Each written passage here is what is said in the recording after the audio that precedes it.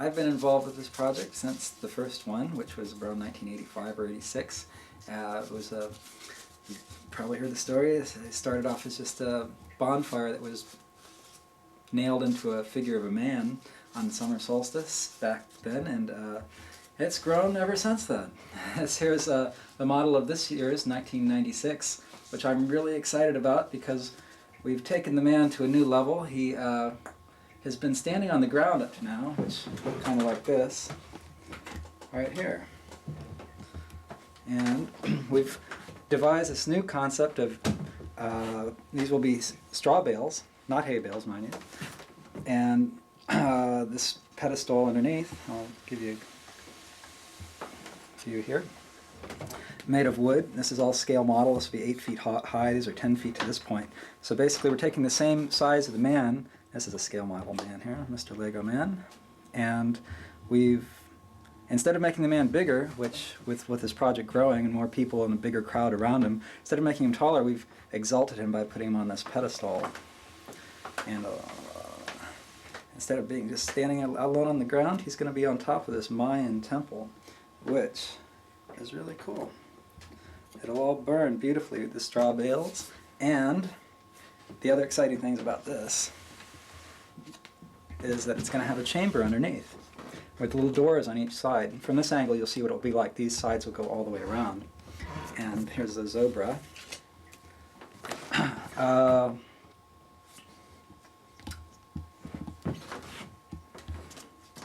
Actually, we're back on.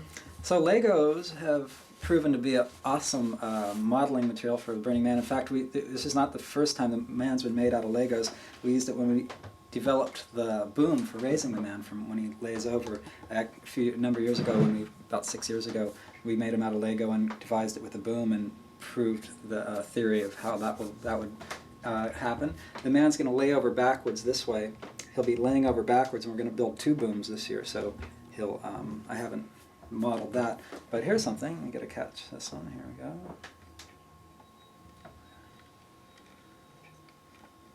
There it is. So there's the Burning Man. What else should I say about him this year? Well, I guess basically, how does he come into being? The process of building is right upon us. I've just been on the phone just today dealing with the order of wood. So all the parts, the materials, is 4x6s. The base here is right to scale. What we do is we make the man. There's a complete blueprints of the man. Well, not entirely complete, but the structural part. There's a lot of ornament that just sort of happens to him. We make him as a kit. We do all the cutting in basically 2 evenings, which we'll be doing at San Francisco State. Then we transport the parts, and on weekends we have a whole troop of volunteers. Last year we had 35, 40 people who all assembled the parts, which is my job, is to oversee that, sort of keeping everybody busy, and we had a good time building them. And what is the man made out of? It's pretty much all Douglas fir. It's force. And then there's neon and burlap that's dipped in wax that is rolled up, and that's the fuel for burning. That's sort of laced up inside. This model's not exact. It's pretty much his dimensions, but not the design exactly. There's neon that's on the outside, and of course fireworks. And what else? Fire alarm. I've been toying with the idea of putting a speaker in him. Give him a voice. We'll have to see if I can talk Larry into that. And of course Larry's the designer of the man, and this year I came up with this idea for the pedestal. We were talking about making him taller, like I said, and it just seemed a lot easier to keep the man the same size and just put him up higher. And it's just wonderful. If you get the camera angle down low here, you can get a good view with this model what it's like to, what it'll be like standing at this guy's height. It puts him on a pyramid virtually. Probably could have done that shot later and cut away. So has the man gone through a lot of design changes over the years? Not. It's actually been pretty similar for the past 5 or 6 years. The basic structure and height. He's as opposed to everybody always seeing him out in the desert. They seem to think he's getting smaller, but he's been exactly the same for the past 6 years now, with ornamental changes. And otherwise, the basic structure has been identical, and it's been real easy for us to do it that way because it's been a proven thing. When we were talking about making him taller, it was going to be challenging redesigning all the engineering and transport, which it's quite a project to build this guy and get him out there and set him up in the desert. It's quite a challenge. How does he physically go out to the desert? Well, he disassembles. I can demonstrate some of it. Basically, here, this actually comes apart. His legs are two separate pieces. His arms are each separate, the torso, and then the head. Oops, the string is still attached there, but that's the basic concept there. And then is the neon? And then the neon's installed out in the desert, and as well as the fireworks. The fireworks are actually, yeah, he's stood up, and then the fireworks on the last day he's laid down and fireworks are put on him. So they won't get wet during storm? Yeah, during a storm, and also it's dangerous. You know, it's no reason to have anything hazardous, flammable materials on him. Okay. Without to the people, who are less directly involved, but still, play a big role, I guess, or even smaller roles.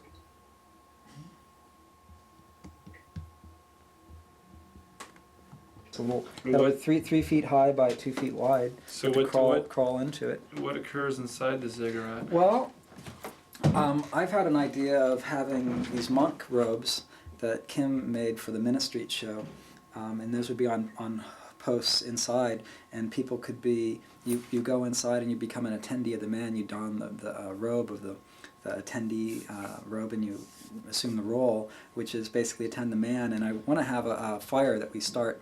This was the idea.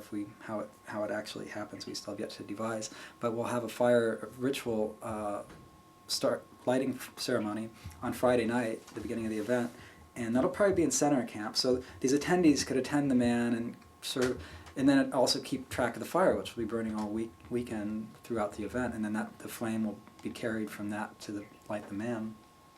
Kind of an Olympic ripoff.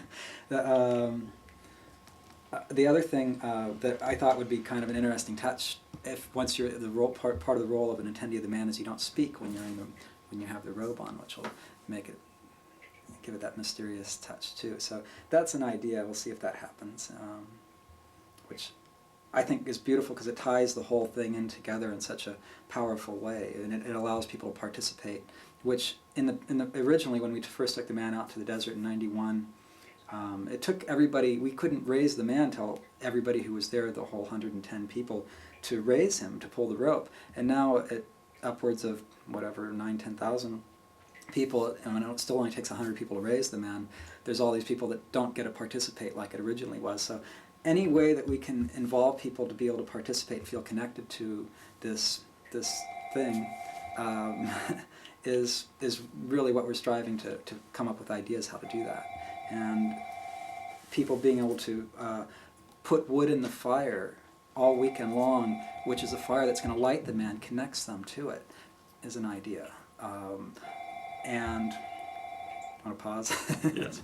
So, what are your hopes for the future of Burning Man in general? Well, let's see. Hopes for the future. Well, a lot of it, I try not to have too many expectations, because for me, one of the things that's kept me involved in it and interested is all the new things that I have no idea, that are beyond my imagination, that bloom out there and blossom before me. So my hopes are just that'll continue to happen, that new things will present themselves, and all the creative people that come out, that constantly, it's just amazing to have that opportunity to meet. It's kind of a magnet for drawing interesting people. And I guess along the same lines, what fears would you have for the future? Well, there's the basic, fears. What fears do I have? I don't have any fears at this point. I mean, obviously you can conjure up anything. It's endless, just as unlimited as there are good things that are unlimited. You know, we just plan for safety, of course, because it would be very terrible if someone got injured. You know, I don't really see this thing becoming a massive consumer event. It's just impossible. It's you know, you come out to a place as stark and sparse as the Black Rock Desert. It would be pretty hard for it to become a consumer event. So a lot of people seem to have that fear. I don't even see how it can begin to happen. I don't have any fear of that nature. Any other questions? Okay. Fear is, you know, is the fear of it growing and more people, which there is a definite danger in that. I mean, it was a wonderful thing when you, I think the way I've learned to deal with the crowds is that it's already grown beyond the point where you're gonna be anonymous there. I mean, I've gone for hours without finding anybody I know of all the people I know up there. And the key thing I find is to get to know your neighbors. You know, that's what builds the community of it, because you're there and you get to meet your neighbors and you spend enough time in your community right at large. To me, that's been the way to, you just focus narrow instead of try and take everything in all the time. There's too much to see. I can't even bother, can't even attempt to try and take it all in. And my reaction to sort of ground myself is to meet my neighbors. It's that simple. It's pretty simple out there. Okay. What of the origins for Dan Miller?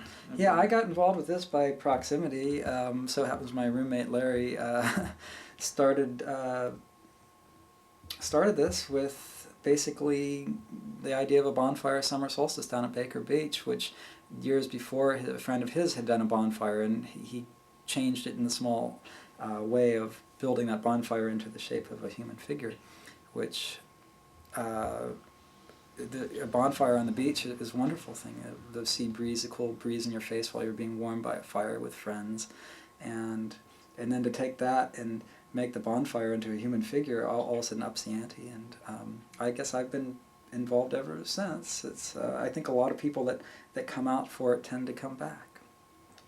Also, I guess speaking in terms of it moving from the beach to the desert and so on, how do you describe the role of the Cacophony Society? Well, actually, you struck on something I'd comment on. The move of the man from the beach to the desert was quite profound, because it took the man from being local to being this virtually a pilgrimage to attend, and it made the level of commitment so much greater. And then when you get there, the vastness of the space, the Black Rock Desert, is a pretty amazing place. These red blazers for the second half. Oh, are you one of the Helco representatives this year? No, I'm an anti-Helco representative. I haven't bought into the whole scheme. I haven't sold out yet to the Helco Corporation. Perhaps I have and I don't know it, but that's not. It's all in fun. So much of this has to do with fun and humor, and so I'm all for that. Okay. Yeah, the crew of Burning Man, as far as construction goes. Yeah, there's a lot of people. Like I said, there's like 35 people last year that worked on building it, and it's become a real circle of all the people that get involved. It's really it's one of the reasons why I've stayed involved in it, is because all the people that I've become friends through this project. It's a big circle that's just been growing wider and wider, and it's been wonderful. All these people that you have this common shared experience with. In fact, virtually everybody who goes out to Burning Man, I meet people and mention, oh yeah, I've been involved with this project, and they say, oh yeah, that's where, about a month ago I met these people, they said they had met at Trago Hot Springs. So it's a small world, and well, where does one build a 40-foot man prior to? We built this man in South San Francisco, the industrial city, and right under that sign, in fact, virtually, where Chris Campbell lives, where we assemble all the parts and do the sawing and hammering on weekends. We're going to be doing it the weekends through this next month of June. And then we'll assemble them and assemble them at Somewhere Gallery, and he'll be on display there. And then we'll take him out to the Black Rock Desert and put him together once again on top of this pedestal, and that's where he'll meet his fate for this year, but he'll be back. And the neon design, who designs that each year? Yeah, John Law has been doing the neon on the man, and I got an opportunity to help him put that on. So that's a great thing about this project. You got to learn all sorts of new crafts along the way. It's all teamwork to get this thing to happen. Many people work on it, and so you get the opportunity to help other people doing their projects. And I have yet to get involved with the fireworks yet, but. And so, when you're not working on Burning Man, what do you do? I manage a sound company that we do productions as well, concerts, and it's pretty hectic trying to do this at the same time, but I manage it. It's worth it. It's a good balance in a way, even though it's a lot of work. Great. So, when it actually comes time to burning the man in the desert, and well, as I was saying, what my responsibilities have been with this is the building of the man, the construction, and organizing the volunteers and getting the materials and all that to converge, and then transporting him to the desert and assembling him out there and organizing the erection, the raising of the man, and there he is. So to go back to ground zero, does the man sort of drawn out in detail? Do you lay him out somewhere architecturally, or? Yeah, there's this design of the man was actually a result of one year when he was under designed, and when we raised him, his legs snapped here, and his head fell off backwards, and there were some people in the audience. It was just so humiliating to the audience as well. Was this in the desert? No, this was at Baker Beach still. And that year, this project has grown like that from it's what's been born out of its mistakes along the way. We've learned. And people have come forward. They say, well, we can help with this. Some structural engineer who designs skyscrapers got involved, and we never used his name because he said he had to be under the table because he didn't want to jeopardize his name or in any way, because this was guerrilla theater at that time. We used to sneak him down to the beach to light him on fire. He's legit now. But anyway, the design was the math was done by a structural engineer to make sure that he's strong. Actually, once the man is raised, my job is pretty much done until the cleanup and cleaning up the ashes. And this year, of course, what we'll do is put the pedestal in place, build the man, attach the man to it, and probably raise the man, and then put the straw bales around it. I haven't quite decided on that. Maybe we'll put basically the pedestal goes down first, then the straw bales, then the man attaches to it. That's the order. Hey, there he is. Hey, from the previous interview. So